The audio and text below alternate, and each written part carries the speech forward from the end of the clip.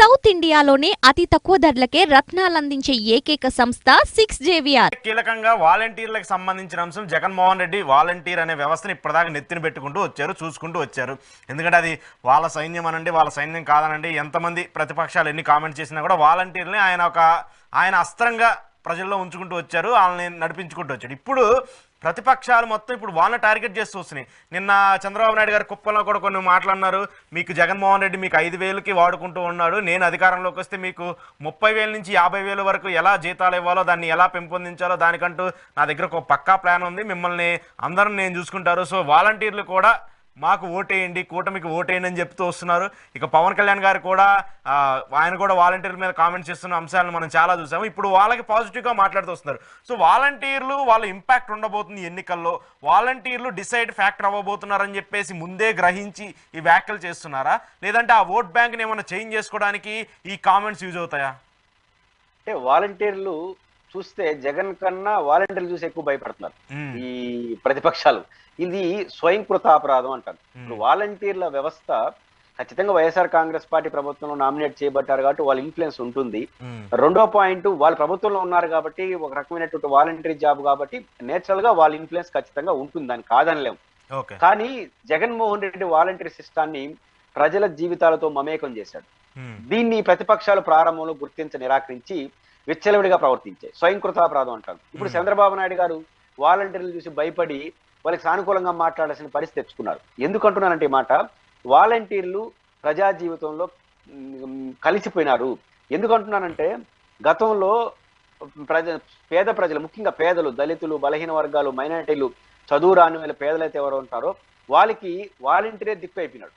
ఎందుకంటే ఇప్పుడు గతంలో ఒక పేదవాడు గ్రామాల్లో పోవాలంటే తెలుగుదేశం వైసీపీ అధికారంలో ఉంటే ఒక రెడ్డి దగ్గరకో ఒక నాయుడు దగ్గరకో ఇంటి చుట్టూ తిరిగి అయ్యా ద్వారా మాకు ఇది ఇవ్వండి చెప్పండి అడుక్కునే పరిస్థితి ఒకప్పుడు పేదలది.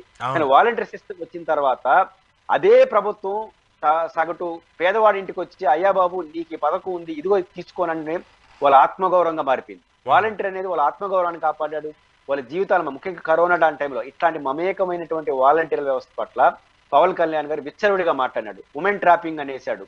రెండో విషయం, చంద్రబాబు నాయుడు గారు కూడా ప్రారంభంలో విచ్చలవిడిగా మాట్లాడేసినాడు. ఫలితంగా ఏమైంది, కానీ ఎండ్ ఆఫ్ ద డే ఏమవుతుంది, వాలంటీర్లకు ఎంత జీతం ఇస్తున్నాడు జగన్ కానీ అనేది కాదు, వాలంటీర్లు ప్రజా జీవితంలో ఎంత మమేకం అయిపోయినారు. జగన్మోహన్ రెడ్డి గారు ఏం చేసినాడు, ఆ మమేకమైన వాళ్ళతో గడప గడప ప్రభుత్వం అనే పేరుతో ఎమ్మెల్యేలని వీళ్ళందరినీ వాలంటీర్లతో ఇంటింటికి తిప్పేశాడు ప్రభుత్వం ఉన్నప్పుడు. అప్పుడు వాలంటీర్ వేరు కాదు, వైసీపీ ఎమ్మెల్యే వేరు కాదు, ప్రజలు వేరు కాదు, పథకాలు వేరు కాదు అనే వాతావరణం వచ్చేసిన తర్వాత ఇప్పుడు భయపడుతున్నారు. కానీ ఇప్పుడు వాలంటీర్లు ఏం చేశారు, మహా అంటే ఎలక్షన్ వాతావరణం లేకుండా చేసినారు. అది కరెక్టే, ఎలక్షన్ లో ఉండరు. ఎలక్షన్ ఉండకుండా ఏమైనా ఊరు వదిలిపోతాడా, ఊర్లో ఉండేవాడు కదా. ఇప్పుడు ఊర్లో ఇప్పుడు ఎలక్షన్ డ్యూటీ వేస్తే కనీసం ఆ డ్యూటీ అనేది చేసుకుంటూ ఉంటాడు. ఇప్పుడు ఎలక్షన్ డ్యూటీ వేసినారనుకో భయం ఉంటుంది. ఎలక్షన్ డ్యూటీలో మనం ఏమైనా పార్టీకి ఓటేయమంటే అన్న ఎలక్షన్ కమిషన్ ఉద్యోగం ఓడగొడుతుందని. ఇప్పుడు దాన్ని లేకుండా చేసినారు. ఇప్పుడు వాళ్ళు వాలంటీర్ బయట కూర్చొని ఏం చేస్తాడు, ఇప్పుడు వాళ్ళు ఫ్రీ హ్యాండ్. ఇప్పుడు ఎలక్షన్ టైంలో ఇప్పుడు ఎమ్మెల్యే మాట వినేసి వాళ్ళు ఇంటింటికి పోతే. కాబట్టి వాలంటీర్లు అనేది మొదట ఈ రెండు పార్టీలు చేసినటువంటి వాళ్ళ యొక్క రోల్ని సరిగ్గా అర్థం చేసుకోకుండా వాళ్ళపైన నిందలేసి వాళ్ళని దూరం చేసుకొని చివరకు ఈ వాలంటీర్లు ఇచ్చే సంక్షేమ పథకాల వల్లే దేశం, రాష్ట్రం శ్రీలంక అయిపోతుందని మాట్లాడేయడం వల్ల విపరీత పోకలు వాళ్ళు ఒక బ్యాడ్ ఒపీనియన్ తెచ్చుకున్నారు. అలా తెచ్చుకోకుండా ఫస్ట్ వాళ్ళతో పాజిటివ్ గా ఉండి వాళ్ళకి జగన్మోహన్ రెడ్డి గారు మీకు 5,000 ఇచ్చి ఎక్కువ పని చేయించుకుంటున్నాడు, నేను వస్తే ఇంకా బాగా ఇస్తున్నట్టు వాళ్ళు ఒక అసెప్ట్ అయి ఉంటాడు చంద్రబాబు నాయుడు గారు.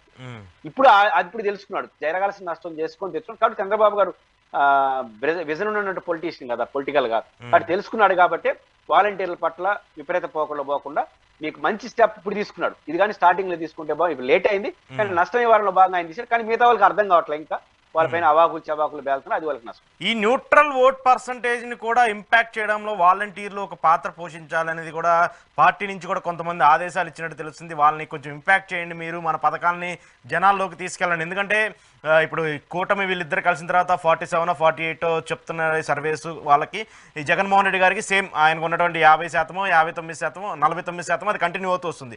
ఉన్నటువంటి 1.5%, 2% ఓట్ బ్యాంక్ని ఇంప్లిమెంట్ చేస్తే అది జగన్మోహన్ రెడ్డికి అడ్వాంటేజ్ కాబట్టి వాళ్ళని టార్గెట్ చేయకుండా వాళ్ళపైన సాఫ్ట్ కార్నర్తో మాట్లాడుతున్నారు అన్నది ఒక పాయింట్ కదా. అంటే వాలంటీర్లు న్యూట్రల్ పర్సన్స్ ని ఇన్ఫ్లుయెన్స్ చేయలేరు, కానీ వాలంటీర్లు వాళ్ళతో అనుబంధం ఉన్న వాళ్ళు ఇన్ఫ్లుయెన్స్ చేస్తారు. ఇన్ఫ్లుయెన్స్ ఏదవుతా ఉందంటే ఇప్పుడు రాష్ట్రంలో సిద్ధం సభలు, బ్రహ్మాండంగా జరిగినాయి. ఈ పక్క వీళ్ళు ఏం చేస్తున్నారు, కొట్టుకుంటున్నారు. ఈ ఎన్నికల పొత్తులు, ఆ సీటు చివరకు రఘురామకృష్ణరాజు లాంటి అర్థం లేని ఒక ఇష్యూ మీద 2 రోజులు గట్ట ఆ టాపిక్ గా మారిపోయింది వ్యవస్థలో. ఇవన్నీ ప్రతికూలంగా మారుతాయి. ఇది న్యూట్రల్ సెక్టర్ మీద పనిచేస్తుంది. న్యూట్రల్ గా ఉండే వాళ్ళు ఎట్లుంటారంటే గోడ మంది పిల్లలాగా ఉంటారు. వాళ్ళు ఏంటంటే ఏటువైపు ప్రభుత్వం వస్తుందని నమ్మితే ఆ వైపు మళ్ళేస్తారు. ఇది జగన్మోహన్ రెడ్డి గారు ఎఫెక్టివ్ చేస్తున్నాడు. సిద్ధం సభలు కానీ లేదా ఇప్పుడు బస్సు యాత్ర కానీ వీళ్ళు ప్రతిపక్షాల్లో ఐక్యత లేకుండా గందరగోళం వ్యవహరించడం వల్ల ఏమో మళ్ళీ జగన్ వచ్చేస్తాడు అనే భావన వచ్చేసింది అనుకోండి, అప్పుడు న్యూట్రల్ సెక్షన్ ఆటోమేటిక్ గా ఇటువైపు వెళ్ళిపోతారు. ఇది బలుతుంది. కానీ వాలంటీర్లు న్యూట్రల్ సెక్షన్ ఏమీ చేయలేరు. వాళ్ళు ఖచ్చితంగా వాళ్ళు ఓటర్లు ఆల్రెడీ చేయాల్సింది చేసేయన ప్రభావితం అయిపోయినారు. జాగ్రత్తలు తీసుకోకపోవడం వల్ల మరింత మొగ్గు చూపే అవకాశాలు ఉంటాయి. ఓకే, సో మీ వ్యూలో ఈ ఇంపాక్ట్ ఏమి ఉండదు అనమాట.